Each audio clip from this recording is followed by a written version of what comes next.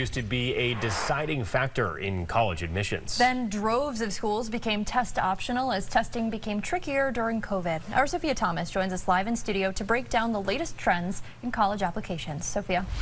Well, listen, John, I think a lot of kids from my high school wouldn't have submitted scores if test optional was as popular as it is today. That's what most students do now. Last year, just 5% of schools listed on application platform Common App required test scores, and most students opted not to submit them. Still, new Common App data shows more students are submitting their test scores to schools that are test optional. Last year, 12% more students submitted theirs. Students I spoke with locally told me they still want to go the extra mile to stand out in applications.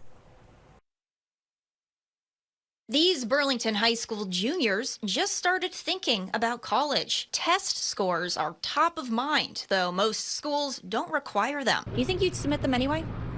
Yeah, definitely. Why? It also, I feel like it would give you an upper hand, because now that it's optional, it's like it really shows that you care if you even do take it.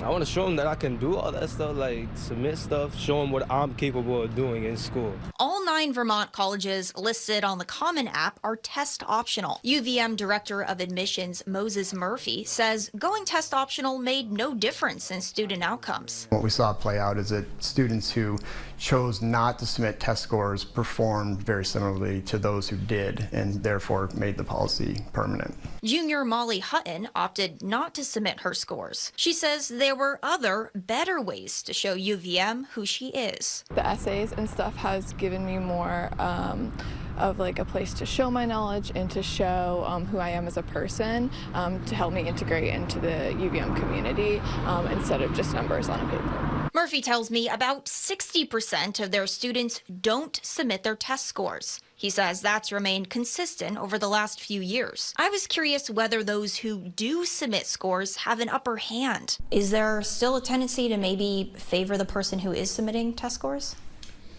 No. A student without standardized test scores who otherwise, has good letters of recommendation, has a strong schedule, performs well, has a lot of extracurricular activities, is going to be a competitive candidate. Still, some students might opt to submit if their scores fit or exceed a school's test averages. Me and my dad kind of talked about it and decided if they were in range or not in range, and that decided whether we were going to submit them or not. Ultimately, Murphy says to research schools and speak with family and advisors to make the best decision for you.